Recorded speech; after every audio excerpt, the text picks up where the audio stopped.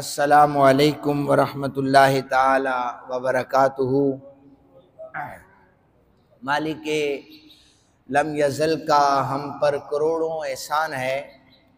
उसने हमें एक मर्तबा फिर अपने घर में बैठकर अपना और अपने हबीब मुकर्रम सल्लल्लाहु अलैहि वसल्लम का ज़िक्र करने की तौफ़ीक अता फ़रमाई है।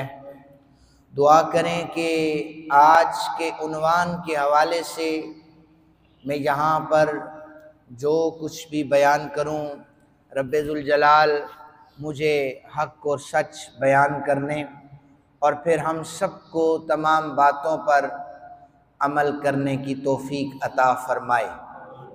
मेरी जो आज की गुफ्तगू का उन्वान है वो है नबी अकरम सल्लल्लाहु अलैहि वसल्लम बहैसियत मुनसिफ। उस हवाले से मैं कुछ अहादीस, हुजूर के कुछ फ़ैसले आप हज़रात के सामने रखूँगा। अल्लाह ताला हम सबको ये सुनकर इस पर अमल करने की भी तौफ़ीक अता फ़रमाए। कामयाब और पुरअमन मुआशरे के लिए ये ज़रूरी है कि उस कौम का जो काजी होता है, हुक्मरान होता है, उसे आदिल होना चाहिए। ये कामयाब और पुरअमन माशरे के लिए ज़रूरी है। नबी अकरम सल्लल्लाहु अलैहि वसल्लम के फ़ैसले माशरती कानूनी निज़ाम और रहम पर मबनी हुआ करते थे और आपके फ़ैसले हिकमत से भरपूर हुआ करते थे। आका करीम रऊफ़ुर रहीम सल्लल्लाहु अलैहि वसल्लम की ज़िंदगी को अगर हम देखें, पढ़ें, और हर उम्मती के लिए ये ज़रूरी है कि वो शब-ओ रोज़ अपने ज़िंदगी के तमाम मामलात में नबी अकरम सल्लल्लाहु अलैहि वसल्लम को आपको रोल मॉडल बनाए। क्योंकि इस वक्त उम्मत में इस बात का फुकदान है कि हम कलिमा तो नबी पाक सल्लल्लाहु अलैहि वसल्लम का पढ़ते हैं और ग़ुलामी रसूल सल्लल्लाहु अलैहि वसल्लम का हमारा बड़ा वाफर मिक़दार में दावा भी है, लेकिन हम अफसोस से कहना पड़ता है कि हुजूर के जो बताए हुए उसूल हैं, बताए हुआ रास्ता है, हम इस पर अमल करने से कासिर हैं। इसलिए आज इस उम्मत को ये सोचना चाहिए कि ये उम्मत दिन ब दिन ये मुश्किलात की दलदल में धंसती चली जा रही है। इसे चाहिए कि अब भी वक्त है कि नबी पाक साहिब लौलाक सल्लल्लाहु अलैहि वसल्लम का दामन मजबूती से थाम ले और सीरत रसूल पाक सल्लल्लाहु अलैहि वसल्लम पर अमल पैरा हो जाए। मेरे सामने दर्जनों अहादीस मौजूद हैं। सबसे पहले मैं ऐलाने नबूवत से कबल आका करीम सल्लल्लाहु अलैहि वसल्लम की उम्र मुबारक जब 20 साल थी और एक वाक़या हो गया। यमन से आने वाला एक ताजिर जिसने कुरैश के एक सरदार से कोई खरीदो फरोख्त की, अपना माल बेच लेने के बाद उस कुरैशी सरदार ने पैसे देने से इनकार कर दिया। ये यमन का ताजिर था और ये मक्का पाक में आया हुआ था और मक्का के कुरैशियों ने जो अनपढ़ थे और उन्होंने इसकी रकम देने से इनकार कर दिया। ये मामला उसने इस तरह उठाया कि बाज़ रिवायात के मुताबिक वो सहने हरम में चला गया, गिलाफ़े काबा को उसने पकड़ा और ऐलान शुरू कर दिया। और बाज़ रिवायात के मुताबिक ये जबल अबी कुबैस इस पहाड़ पर चला गया और यहाँ से जाकर अपनी फरियाद करने लगा।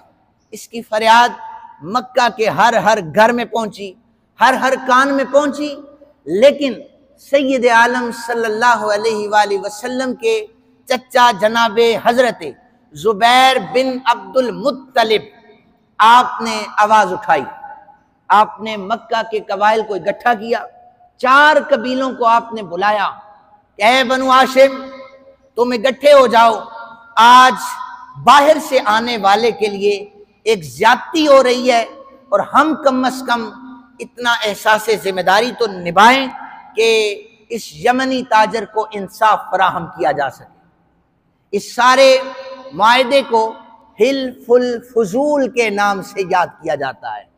ये लफ्ज हलफ गलत पढ़ा जाता है, ये हा के नीचे जेर है, इसका माना है एग्रीमेंट, इसका माना है मुआयदा, हिल्फुल फुजूल। और फुजूल का लफ्ज इसलिए बोला जाता है कि इस मुआयदे में 3 लोग शामिल थे, इन तीनों का नाम फजल से शुरू होता था, इसलिए इसे इकट्ठा करके हिल्फुल फुजूल के नाम से इस एग्रीमेंट का नाम रखा। ये जहां पर 4 कबाइल मौजूद थे, वहां पर आमिना के लाल जनाबे मोहम्मदुर रसूलुल्लाह सल्लल्लाहु अलैहि वसल्लम, आपकी उम्र मुबारक सिर्फ 20 साल थी, आपको इस मुआहदे में शामिल किया गया। बुखारी शरीफ की हदीस पाक के मुताबिक मेरे पाक नबी सल्लल्लाहु अलैहि वसल्लम ने फरमाया कि मुझे सुर्ख ऊंटों से भी ज्यादा, कई ज्यादा पसंदीदा है कि मैं इस ऐसे एग्रीमेंट में शामिल किया जाऊं, ऐसे मुआहदों में शामिल किया जाऊं, क्योंकि वहां पर इंसाफ की कमी थी, वहां पर अदल की कमी थी। मेरे और आपके आका सल्लल्लाहु अलैहि वसल्लम ने, आपने उस मायदे में शामिल होकर मक्का वालों को ये बताया कि हमारा जो निज़ाम अदल है वो सिर्फ और सिर्फ इंसाफ पर कायम होगा। आका करीम सल्लल्लाहु अलैहि वसल्लम ने जमाने वालों को बताया, ऐलान नबूवत तो 40 साल के उम्र में हुआ, लेकिन जमाने वालों को बताया कि उम्र अभी 20 बरस है, तब भी जो अल्लाह का नबी हुआ करता है उसके फैसले अदल और इंसाफ पर मबनी हुआ करते हैं। यहां पर कुछ लोगों ने ये रिवायत बयान करते हुए कहा है कि जब हिल्फुल फजूल हुआ तो नबी उस वक्त नबी नहीं थे, यानी नबी नबूवत से पहले अदल कायम कर रहे हैं। तो उनके लिए ये हदीस मुबारका भी पढ़ देता हूं कि सियासत्ता में मौजूद है। सैयद आलम सल्लल्लाहु अलैहि वसल्लम ने फरमाया कि अभी जनाबे हजरत आदम अलैहिस्सलाम मट्टी और पानी के दरमियान थे, मैं तब भी नबी था। कुन्तु नबिय्यम व आदम बैनल माई व तीन, कि आदम अभी मट्टी और पानी के दरमियान थे, मैं तब भी नबी था। ऐलान बाद में हुआ है, ऐलान नबूवत 40 बरस की उम्र में हुआ है, लेकिन ये जो पहले मुआहदे थे ये जब आपने फरमाए तो गोया एक नबी में बचपन से लेकर जवानी तक, जवानी से लेकर बुढ़ापे तक अल्लाह ताला ने सारी सिफात रखी हुई होती हैं जो एक नबी में हुआ करती हैं। दूसरे नंबर पर आका करीम सल्लल्लाहु अलैहि वसल्लम की उम्र मुबारक जब 35 साल हो गई, ये भी ऐलान नबूवत से पहले है, मक्का पाक में सैलाब आ गया और ये वाकया 605 ईस्वी का है। सैलाब से मक्का खाना काबा जो था वो मुतासर हो गया। वहां पर अब कुरैश के सरदारों ने यह कहा हम दोबारा इसकी तामीर करेंगे। तामीर नौ के लिए जब मुख्तलिफ किस्म के मायमार बुलाए गए तो हजर असवद को नस्ब करने की बारी आई। यहां पर फिर इख्तिलाफ पड़ गया। इख्तिलाफ की शिद्दत थी कि आपको, जैसे आपने सुना है कि सिर्फ पानी पीने की खातिर वो कई कई साल जंग किया करते थे, 10-10 साल से जायद वो जंगे किया करते थे। तो इख्तिलाफ पत्थर नस्ब करने पर था कि कौन सा कबीला पत्थर को नस्ब करेगा। बनु हाशिम कहते थे हम नस्ब करेंगे, और बनु मैया कहते थे हम नस्ब करेंगे, और दीगर कबाइल कहते थे हजर असवद हम नस्ब करेंगे। हजर असवद की कदर और मंजिलत तो वो जानते थे कि जनाबे हजरत इब्राहिम खलीलुल्लाह आपने इसे नस्ब फरमाया था। अब फैसला ये हुआ कि सुबह सबसे पहले जो हरम पाक में दाखिल हो जाएगा वो इस पत्थर को नस्ब करेगा। और सबसे मजे की बात कि सबसे पहले जो हरम पाक में दाखिल हुआ वो कोई और नहीं, 35 साल के मेरे और आपके आका जनाब मोहम्मद रसूलुल्लाह सल्लल्लाहु अलैहि वसल्लम हुजूर हरम पाक में दाखिल हुए। अब होना तो ये चाहिए था इस फैसले के मुताबिक कि हरम में जो पहले दाखिल होगा वो हजर असद नस्ब करेगा। नहीं, मेरे आका करीम ने अपनी हिकमत को सामने रखा, चूंकि ऐलान नबूवत करना था। हुजूर ने तामीरात होती रही, जब हजर असवद को नस्ब करने की बारी आई खुद उठाकर नहीं, हुजूर ने एक चादर मंगवाई, हजर असवद को उसमें रखा, फरमाया जितने कबाइल यहाँ पर मौजूद हैं चादर को चारों तरफ से थाम लें और उठाकर इस मकाम पर ले आए। सारे कबाइल राजी थे कि ये अब्दुल मुत्तलिब का पोता, अल्लाह ने कितनी सलाहियतें इन्हें अता फरमाई हैं, ये जनाबे अब्दुल्ला का दुर्रे यतीम है, अल्लाह ने कितनी सलाहियतें इन्हें अता फरमाई हैं। जब हजर असवद अपनी जगह पर गया तो सारे कबाइल खुश थे, राजी थे कि हमने इसे उठाया है। अब आखिर में मेरे और आपके आका जनाब मोहम्मद रसूलुल्लाह सल्लल्लाहु अलैहि वसल्लम ने हजर असवद को उठाया और अपनी जगह पर नस्ब फरमा दिया। लोग इस अमल पर राजी हो गए कि इन्होंने हमारी लाज को रखा है। ये हिकमत से भरपूर वो फैसला था जो ऐलान नबूवत से पहले मेरे और आपके आका सल्लल्लाहु अलैहि वसल्लम ने फरमाया। ये एक हकीमाना फैसला था, ये एक हकीमाना फैसला था जो नबी पाक सल्लल्लाहु अलैहि वसल्लम ने सारे ज़माने को बता दिया कि जब फैसले हुआ करते हैं तो बरादरी इज़्म को नहीं देखा करते। हमारे मुआशरे में कलिमा पढ़ने वाले हुजूर का कलिमा तो पढ़ते हैं, लेकिन जब कोई फैसला आ जाता है वो अपनों को सामने रखते हैं, प्रायोरिटीज जो हैं उनकी वो अपने लोग होते हैं, बरादरी उनकी तरजीह होती है, दूसरे लोगों को वो छोड़ देते हैं, बल्कि वो देखते हैं कि किसके पास पैसा ज्यादा है उसी के हक में फैसला होगा, किसके पास बड़ा घर है, बड़ी गाड़ी है, उसी के हक में फैसला दे दिया जाता है। तो शरीयत मोहम्मद मुस्तफ़ा करीम सल्लल्लाहु अलैहि वसल्लम हमें इस बात की तरफ तवज्जो दिला रही है कि मेरा कलमा पढ़ने वालों, तुम्हें जब फैसला करना होगा कुरान पाक की इस आय मुकद्दसा जो मैंने तिलावत की है उसके मुताबिक फैसला करना होगा। और वो उसका तर्जुमा क्या है? उसका तर्जुमा यह है कि हमने जो कुरान पाक जो नविश्ता आप पर नाजिल फरमाया है, आप जब फैसला करें फरीकैन के दरमियान तो आप इस कुरान पाक को सामने रखते हुए फैसला फरमा दिया करें। आयत मुबारका में जो फरमाया गया है कि कुरान पाक को सामने रखकर फैसला करें, इससे मुराद ये है कि गोया जो कुरान पाक की आयात हैं, जो कुरान पाक के अहकामात हैं, उन पर अमल करते हुए फैसला करें। हम जमाना इससे उलट चल रहा है। जब भी कोई जिरगा होता है, फैसला होता है, कुरान पाक को उठा लिया जाता है, हाथ में उठाकर झूठा हलफ ले लिया जाता है कि मैं इस पर हाथ रख के कहता हूं बात सच्ची है। बाबा ये तो हुजूर ने नहीं फरमाया कि इस पर हाथ रख के फैसले किए जाएं, ये फरमाया कि जो इसके अंदर लिखा हुआ है इसे पढ़कर इसके मुताबिक फैसले किए जाए। ये दूसरा फैसला जो अहकामात कुरान के मुताबिक था और ऐलान नबूवत से कबल मेरे और आपके आका सल्लल्लाहु अलैहि वसल्लम ने फरमाया। सुलह हुदैबिया हुजूर ने ख्वाब देखा, 1400 सहाबा किराम की मैयत में मेरे और आपके आका सल्लल्लाहु अलैहि वसल्लम ने उम्रा शरीफ अदा फरमाया। हुजूर सुबह उठे तो आपने 1400 सहाबा किराम को बुलाया और उम्रा शरीफ के लिए आप चल पड़े। हुदैबिया के मकाम पर कुफार ने आपको रोका कि हम मर जाएंगे, कट जाएंगे, लेकिन आपको उम्रा शरीफ नहीं अदा करने देंगे, क्योंकि मेरा मौजू हुजूर बैसियत मुनसिफ है। इस हवाले से ये वाक़या तो आपने सुने, अहादीस से मौजूद है। मेरे और आपके आका सल्लल्लाहु अलैहि वसल्लम ने वहां पे उनसे मुआहिदा फरमाया। मुआहिदा लिखने लगे तो सामने जिस बंदे ने मुआहिदे के लिए अपने आप को पेश किया उसका नाम सुहेल बिन अमर था। ये बाद में साहबी रसूल बने, इनके बेटे भी साहबी बने। सुहेल बिन अमर सामने था। नबी पाक सल्लल्लाहु अलैहि वसल्लम ने मुआहिदा लिखा, बिस्मिल्लाहिर्रहमानिर्रहीम मुहम्मदुर रसूलुल्लाह। ये लफ्ज लिखा ना, सुहेल बिन अमर भड़क उठा, कहने लगा हम तो तुम्हें नबी मानते नहीं है, तुम मोहम्मद रसूलुल्लाह लिख रहे हो कि अल्लाह के रसूल हो। तो हम तुम्हें नबी नहीं मानते। सहाबाई किराम जज्बात में आ गए कि सुहेल बिन अमर को जवाब दिया जाए। हुजूर ने फरमाया नहीं, इसे जवाब देने की जरूरत नहीं है, हमने तो इनसे मुआहिदा करना है। चलो मैं खुद अपने हाथ से मोहम्मद रसूलुल्लाह लफ्ज को मिटाकर मैं लिखता हूं मोहम्मद बिन अब्दुल्ला। ये भी जमाने वालों को पैगाम था कि हट दर्मी नहीं चलती। जब भी कोई फैसला किया जाता है, जब भी किसी रजामंदी के साथ फैसला किया जाता है, अमन का फैसला किया जाता है, उसमें अगर कोई कौम हट दर्मी पे उतर आए तो वो नुकसान का बायस बनती है।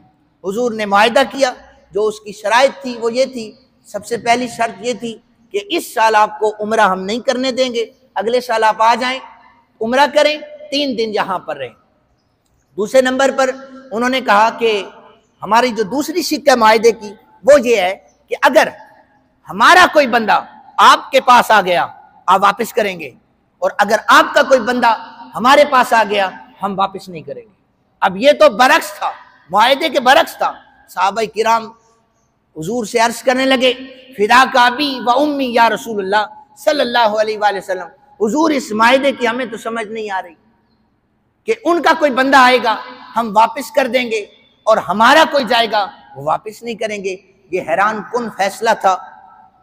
और फिर अगले बरस जब तुम उम्रे के लिए आओगे तो तुम्हारी तलवारें न्याम में होंगी। सामीन मोहतरम, इस जो शिक है ना दूसरी, कि मक्का पाक से कोई बंदा आया तो मदीने वाले वापस कर देंगे, लेकिन मदीने से कोई आया तो मक्के वाले वापस नहीं करेंगे। इसमें हजरत अबू जंदल रदी अल्लाह तआला अन्हु की भी मिसाल मौजूद है हदीस पाक के जरिए। हजरत अबू अल बसीर रदी अल्लाह तआला अन्हु की भी मिसाल है, वो मैंने पहले अहादीस आप लोगों को सुनाई है। ये फैसला बज़ाहिर सहाबाए किराम कशमकश का शिकार थे कि कैसे नबी पाक सल्लल्लाहु अलैहि वसल्लम ये फैसला फरमा रहे हैं, लेकिन ये फैसला बाद में ऐसा साबित हुआ कि जब कुरान का नुज़ूल हो रहा था सूरह फतह में, अल्लाह ताला ने इसी फैसले को फतह मुबीन कहकर पुकारा कि जो हुदैबिया के मुकाम पर मेरे नबी ने फैसला किया था, उसी की बदौलत सारे अरब में अल्लाह ताला ने इस्लाम को फैला दिया है।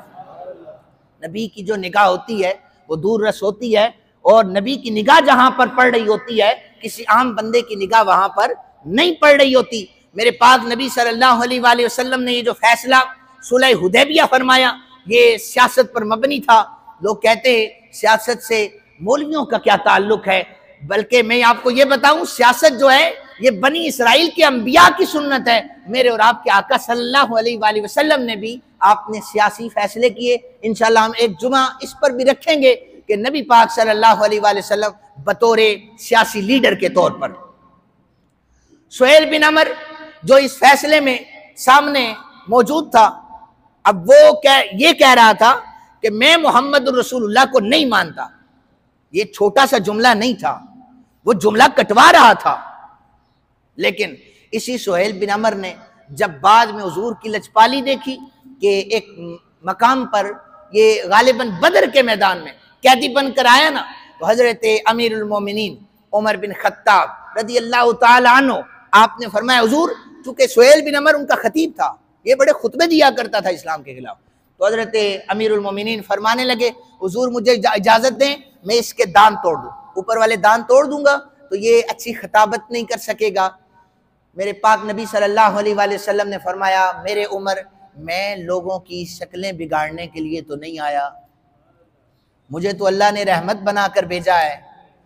देखना एक वक्त आएगा सुहेल बिन अमर तुम्हें खुशियों से लबरेज कर देगा। फिर फतह मक्का हुआ। वही सुहेल बिन अमर जो अपने घर में छुप कर बैठ गए, तो इनके बेटे ने पहले इस्लाम कबूल कर लिया था, अब्दुल्ला बिन सुहेल। उन्होंने जब इस्लाम कबूल कर लिया था तो वो अर्ज करने लगे, हुजूर मेरे अब्बा जान छुप कर बैठे हुए हैं घर में, हुजूर उन्हें अमान है। हुजूर ने फरमाया, आज मैं ऐलान करता हूं फतह मक्का के मौके पर सुहेल बिन अमर की तरफ कोई सख्ती से भी नहीं देखेगा, उसे इस्लाम अमन दे रहा है, अमान दे रहा है। सुहेल बिन अमर आए दरबार रिसालत माप सल्लल्लाहु अलैहि वसल्लम में, आपने कलमा पढ़ा और इस्लाम में दाखिल हो गए।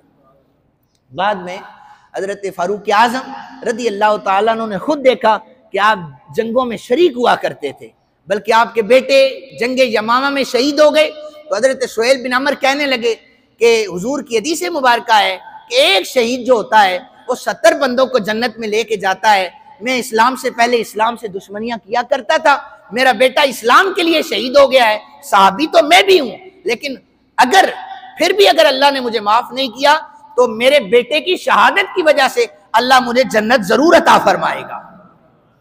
तो सहाबा किराम को ये भी खुशी हुजूर सल्लल्लाहु अलैहि वसल्लम ने अपने इस फैसले के जरिए जो अदल हुजूर ने सुलह हुदैबिया पर कायम किया था। बुखारी शरीफ की हदीस नंबर 6788, मुस्लिम शरीफ की हदीस नंबर 1688, इस पर हदीस मुबारक मौजूद हैं। सैयद आलम सल्लल्लाहु अलैहि वसल्लम के पाक बारगाह में फातिमा बिनते असवद अल मखजूमी, ये औरत, इन्होंने भी बाद में इस्लाम कबूल किया था, इन्होंने चोरी कर ली। ये कुरैशी मुअज़्ज़ज़ खातून थी। हजरत उसामा रज़ियल्लाहु ताला अन्हु आगे बढ़े, या रसूल अल्लाह सल्लल्लाहु अलैहि वसल्लम, ये अमीर खानदान की है तो तकाजा ये है माफ कर दिया जाए। हुजूर ने फरमाया तुमसे पहले कौमें इसीलिए बर्बाद हो गई कि वो अपने कमजोरों पर जुल्म किया करते थे और अपने अमीरों को छोड़ दिया करते थे। मैं अक्सर व बेशतर अपने खुतबात में ये अर्ज करता रहता हूं कि खुदारा फैसले किए जाएं तो लोगों की अमीरी देख कर ना की जाए, फैसले किए जाएं तो लोगों का बैंक बैलेंस देख कर ना किए जाएं, शरीयत मोहम्मद मुस्तफ़ा देखकर फैसला किया जाए। आप ऐसा करते हैं अपने माशरे में? आप ऐसा करते हैं? बोलें। अब कोई नहीं बोल रहा, हालांकि सबको अल्लाह ने जबानें दी हैं, लेकिन इसलिए कि हम फैसला ही इस्लाम के मुखालिफ कर रहे होते हैं, इसलिए कि हमारा फैसला शरीयत के मुखालिफ होता है। कैसे बोल सकते हैं हम? और मैं अगर कहूं आप कौन है, हम मुसलमान हैं, दोनों हाथ खड़े होंगे, हम मुसलमान हैं। फैसला किसके मुताबिक कर रहे हो? शरीयत के मुताबिक फैसला नहीं हो रहा, कैसे मुसलमान हो तुम? कलमा पढ़ा है, कलमे की पासदारी कैसे कर रहे हो? हुजूर ने फरमाया, बुखारी शरीफ हदीस नंबर 6787, हुजूर ने फरमाया रब्बे काबा की कसम है, इस फातिमा बिनते असवद की जगह अगर मेरी बेटी फातिमा होती उसके भी हाथ काट डालता। हम तो बरादरी के लिए, अपनों के लिए फैसलों को बदल देते हैं। आज मुल्क के पाकिस्तान के हालात देख लें, हुजूर की हदीस मौजूद हैं। ये हालात तभी बने कि हमने अमीरों के लिए फैसला और रखा है, गरीबों के लिए फैसला और रखा है, कमजोरों के लिए हमारी कलम और चलती है, अमीरों के लिए हमारी कलम और चलती है। वो कौमें बर्बाद हो जाती हैं जिनमें अदल कायम नहीं होता। अल्लाह ताला मुल्क पाकिस्तान को सलामत रखे। अल्लाह ताला इसके खिलाफ जो मैली आंख से देखते हैं उन्हें हदायत कामिला अता फरमाए। लेकिन पाकिस्तान में बसने वाले काजियों को, अदालत में रहने वाले जो चीफ जस्टिस हजरात हैं, उन्हें कम अज कम जो फैसले हैं वो अदल पर करने होंगे। नबी पाक सल्लल्लाहु अलैहि वसल्लम ने अपने अदल से जमाने वालों को बताया कि अगर अदल कायम होगा तो अल्लाह ताला इस्लाम को सरबुलंदियां अता फरमाएगा। हदीस मुबारक सुनिए, 5वें नंबर पर बयान कर रहा हूं। इब्ने माजा शरीफ की हदीस मुबारक है।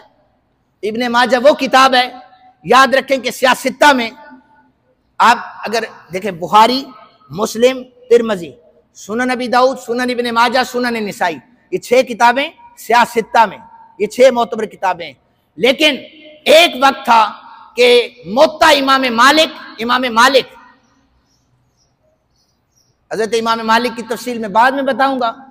सियासत्ता में इब्ने माजा की जगह मुत्ता इमाम मालिक को रखा गया था, एक अरसे तक एक मकाम था। लेकिन इब्ने माजा ने जब अपनी शराइत को पेश किया, जब हुजूर की सुनन को पेश किया, तो शाह वलीउल्लाह मुहद्दिस देलवी और दीगर जो मुतकद्दिमीन मुहद्दिसीन थे, उन्होंने कहा मुत्ता इमाम मालिक का मकाम अपनी जगह पर है, लेकिन सुनन इब्ने माजा की जो शराइतें वो मुत्ता इमाम मालिक से भी अच्छी हैं, लिहाजा सियासत्ता में इब्ने माजा को शामिल कर दिया जाए। इस किताब को बाद में शामिल कर दिया गया। सुनन इब्ने माजा में बाबुन फी जिक्रिल खारिज में है कि नबी पाक सल्लल्लाहु अलैहि वसल्लम हरम पाक में मौजूद हैं और हजरत बिलाल मुअज्जिन रसूल सल्लल्लाहु अलैहि वसल्लम, उनकी गोद में सोना मौजूद है, चांदी मौजूद है। हुजूर तकसीम फरमा रहे हैं, अपने गुलामों को नवाज रहे हैं। एक बदबख्त अराबी उठा और उठ करके कहने लगा, ए दिल या मोहम्मद, इंसाफ करो, अदल करो ए मोहम्मद। आप खुद सोचें, जिनके बारे में हम ना इंसाफी का सोचें, ईमान जाया होने का खदशा होता है, बल्कि जाया हो जाता है, उन्हें आकर एक अराबी कह रहा है अदल करो। 2025 में अगर कोई कहता है तुम अदल नहीं कर रहे तो परेशान ना हो। उस दौर में भी इन जाहिलों की, वो जाहिल मौजूद थे, इस दौर में भी उन जाहिलों की औलाद मौजूद है। अगर अबू जहल था तो उसके पैरोकार आज भी हैं जो कहते हैं अदल नहीं हो रहा, इंसाफ नहीं हो रहा। अगर उन्होंने रसूलुल्लाह सल्लल्लाहु अलैहि वसल्लम के अदल, जिनके घर की लोंडी है, जो शारे इस्लाम है, उन्हें नहीं छोड़ा तो आज के दौर में कैसे वो किसी को छोड़ सकते हैं। लिहाजा ये जरासीम नस्ल दर नस्ल सरायत करते जाते हैं, मुख्तलिफ किस्म के हीले बहानों से, जो नबी पाक सल्लल्लाहु अलैहि वसल्लम को शरारत करके तकालीफ पहुंचाया करते थे, ये लोग उस दौर में भी मौजूद थे। ए दिल या मोहम्मद, अदल करें ए अल्लाह के रसूल।